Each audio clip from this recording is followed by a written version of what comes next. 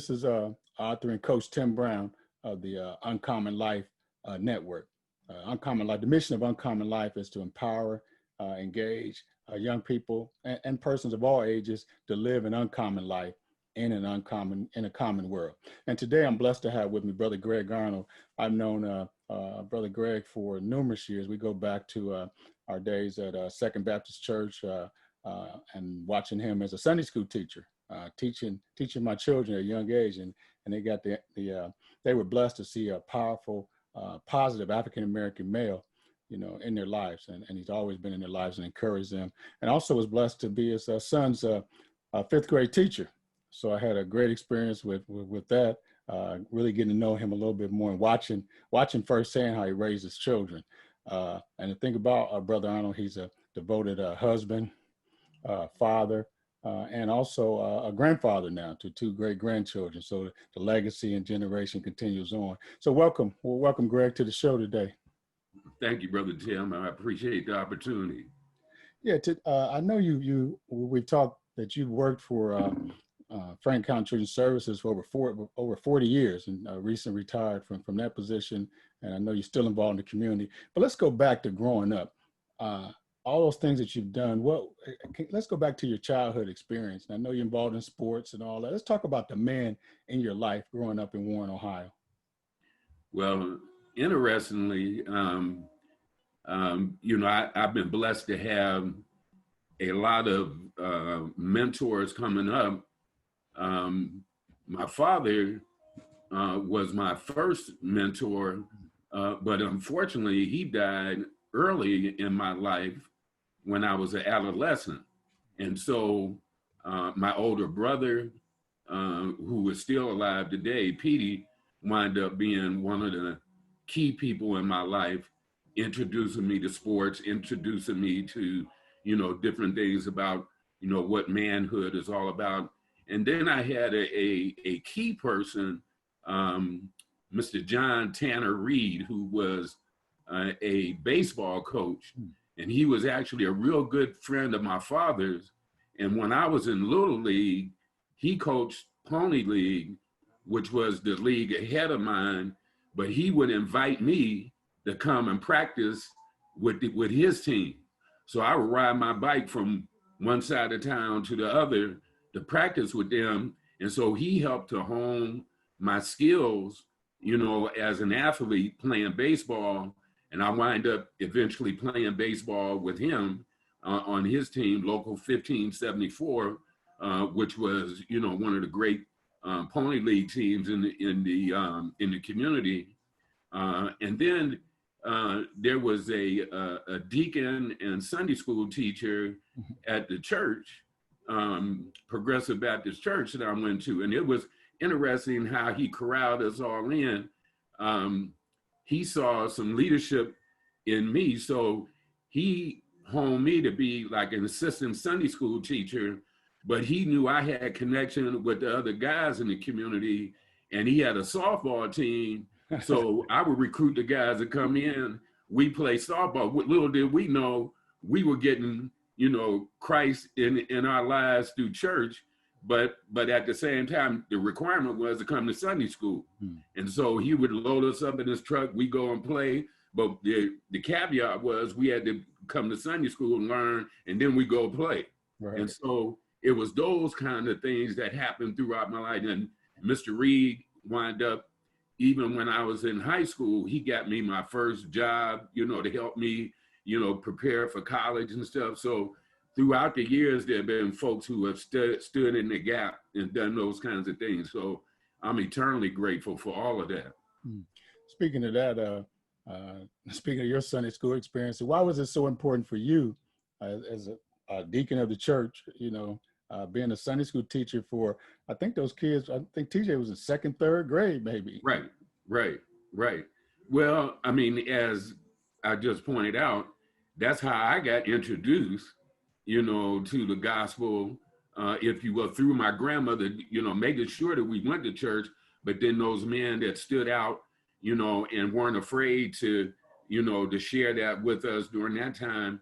And then also I saw that I realized from my work at Children's Services and being in the community that a lot of times having a male in a teaching position at a real critical age in first and second grade was something that, you know, usually was just, it was left for women to do most of the time. Right. And so, and a lot of people always, well, why don't you teenagers, whatever, said, no, I need to be here because, you know, this may be the only time that our kids at that age see a positive male role model. And it was a blessing.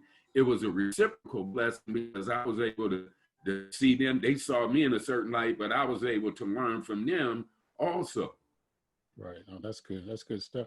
Yeah, just being in those positions, I think boys just seeing positive men, you know. Oh, yeah. Those early age are so critical, you know. Right. You may not see them at school, but if they go to church and like I said, church, they're getting the best of both worlds, you know. They're getting the Well, you gospel. know, interestingly, I was talking with Senior Pastor Troy, who is 94 years old right now. So, you know, he serves in the role as a elder and Jenga and mentor for me. But I was telling him, I said, you can't be what you don't see. So if you don't see a man in those kind of positions, then you don't think that it's possible. Yeah. Speaking of that, can you talk about your role in the Simba program? Okay. Mentoring program for Franklin County Children's Services, how that came about and why you believe that's so important. Well, the Simba program is a mentoring program for African-American males, matching African-American men from the community with boys who are under the care of Franklin County Children's Services. And as a caseworker, as a young caseworker, I would go out to different homes, and it was always that the boys who were adolescents would like stick the glue like me when I came over to talk to their moms or grandmas or aunties who was parent or guardian for them. And we were talking earlier, you know, it was hard for me to get the job done that I needed to get done, just talking, because the boys, they'd come and sit on my lap, they follow me, they mirror me everywhere I went. And so, you know, in talking with folks in the community, we recognized there was a need to have a program that had men that would spend that kind of time that allowed me to do my job and not go over and do that while I was over there. So two people from the community, Kwesi Kambon and Karen Bell, who was an employee at Children's Service at the time, advocated for the program, got it started. I actually was blessed to have the first mentor for children, for Simba, match with one of my kids. And then later on, the opportunity came for me to be the director of the program. So, you know, my job was to recruit and retain men in the community to be those mentors for those boys. And so it opened up just a wide array of opportunities for me. Through that, I got involved with the Afrocentric Personal Development Shop, run by Dr. Mariba Kelsey, who also is one of my, you know, Jengas and mentors. He's 94 years old right now, living in Atlanta, Georgia, but got involved with Afrocentric Rites of Passage. That was one of the ways that we socialized, you know, our boys to become men, responsible men. And so we had a component of that in the Simba program where we used that as a teaching tool to recruit and retain men. It was interesting during that process that when we were doing those classes a month on Saturdays, a lot of the men said that they had never been exposed to that kind of information, knowing their history, know where they came from, why things are the way they are right now, and understanding the steps to manhood. And so that was helpful for us to retain the men. And then we had the boys involved in that also, you know, where the boys would be able to come spend time with men to see how men did when they got together also. So I did that for like 7 years, and still actively involved in that, even though I'm not employed at the agency right now. I retired 5 years ago, but I recognize how important that is because, you know, if you don't have anybody in front of you modeling the positive things, then the negative things will seep right on in. Mm. You know, it's interesting. You talked about this in your book. Those forces out there, the gangs and all that kind of stuff.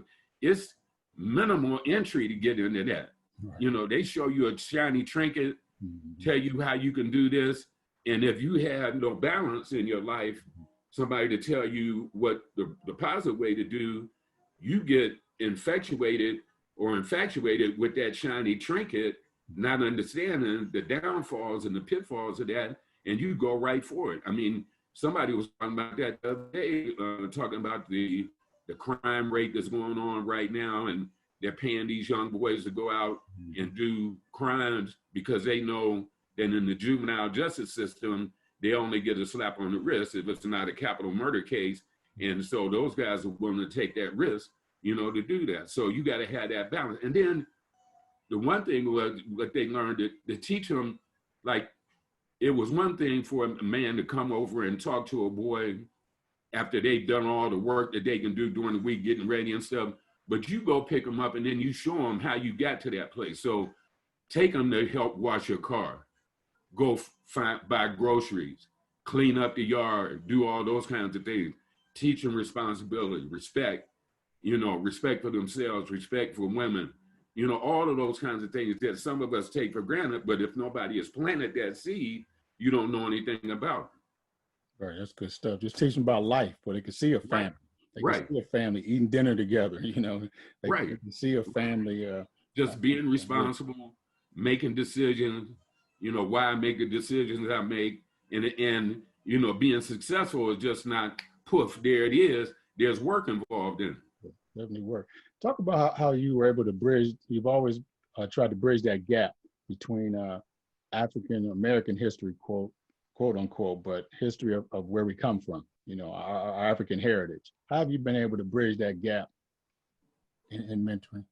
You know, you talk about my early upbringing. One of the things that I've always been attracted to is history. And it was interesting coming up, you know, playing ball. You know, we'd all get together and play ball at the local hoop outside, and there would always be people all around. But in the midst of that, there was always the Nation of Islam was there selling papers and stuff. And so they took opportunity. They knew where the brothers were. And so they came out where we were playing basketball, and they had, you know, the papers out there, you know, they made sure that we got them. And so then they introduced us, you know, to Brother Malcolm. And I read the autobiography of Malcolm X, and it changed my life. I mean, you know, I couldn't get enough of it. And so then I started studying, and the fact was that nobody was teaching that. Right. You had to find it out for yourself. So I had to find outlets, you know, to find that out. And it was interesting. When I was in high school, we had the first Black assistant principal at our school at Warren G. Harding High School, Mr. Howard Martin, strong elder and Jenga in the community. And he approached me one day at basketball practice, and I'll never forget this. He said that you're up for a leadership award, and but some folks in the community saw and recognized and pointed out to the community that you don't pledge allegiance to the flag. And I said, well, no, I don't, because I don't believe the words that are in that pledge of allegiance apply to us as Black folks. And so he listened to me, and, you know, and at that point I felt that, well, that's an award I'm not going to get. But little did I know, he went back and advocated for me, and I wound up getting the reward. So he knew I was principled, and it wasn't just, you know, showing off or passing fancy, if you will. So, you know, from that, you know, I just continued to the research on my own, and then get introduced to Dr. Mariba Kelsey through the Afrocentric Personal Development Shop, went through Afrocentric Rites of Passage, understanding and knowing my history, you know, introducing my children to it.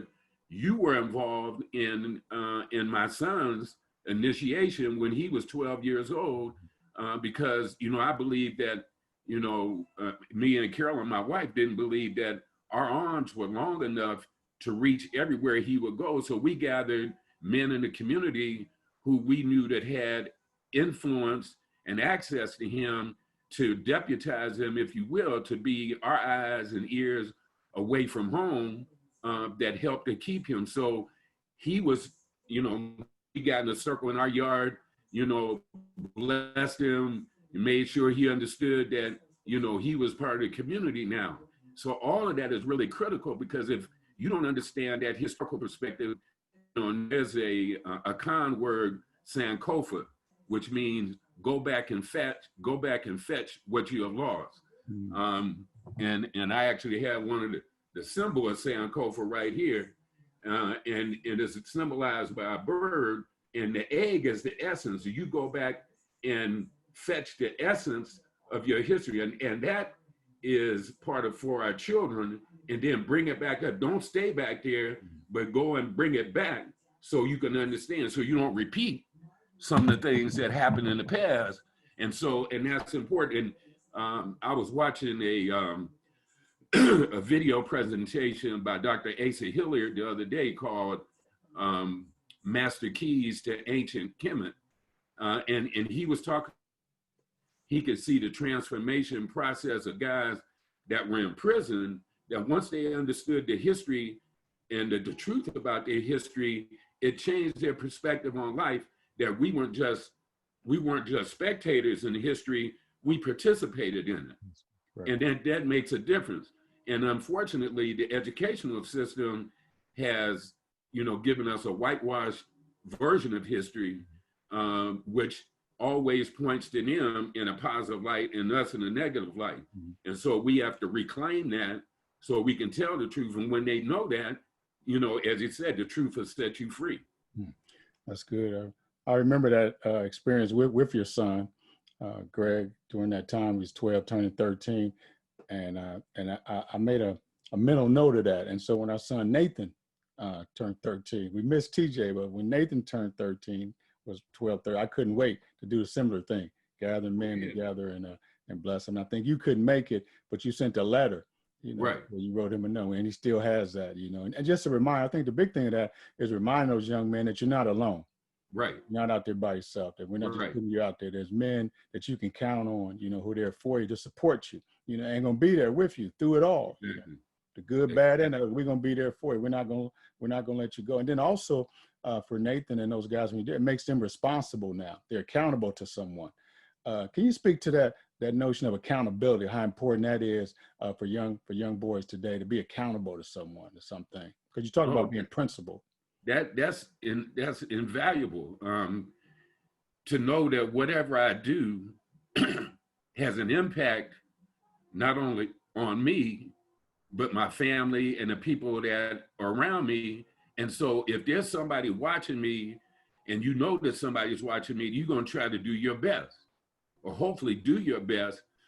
And the other part of that is, if you get off the path, there's somebody that's going to be there to kind of remind you of what you made a pledge to, and what you promised. It was interesting, part of the Simba program, there was a vendor out of Cincinnati named Tony Frazier that made these pendants for us, and it had a lion with the continent of Africa in the middle of it.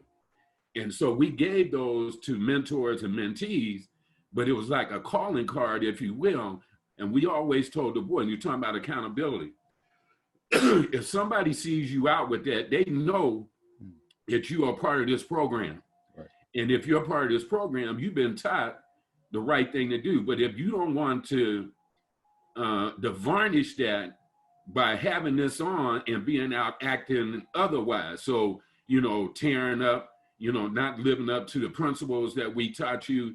We talked about, the Nguzo Saba, those 7 principles.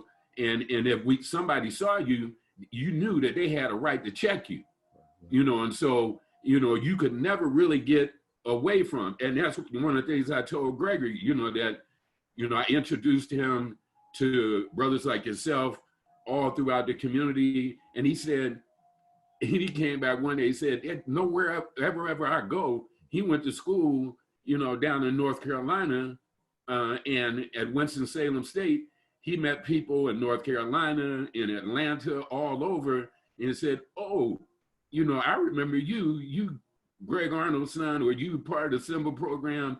And so that accountability goes with you. So, you can't be anywhere thinking that you're by yourself and you can just act otherwise because somebody's always watching you. If you could speak to a man who's watching this, who wants to be a mentor, how would you encourage them? Well, it's finding the time to give back and really giving forward, if you will, to somebody who definitely needs guidance, direction, and the key part of that is when you make the commitment, you have to be serious about that. You can't make it a passing fancy, or the thing to do for today.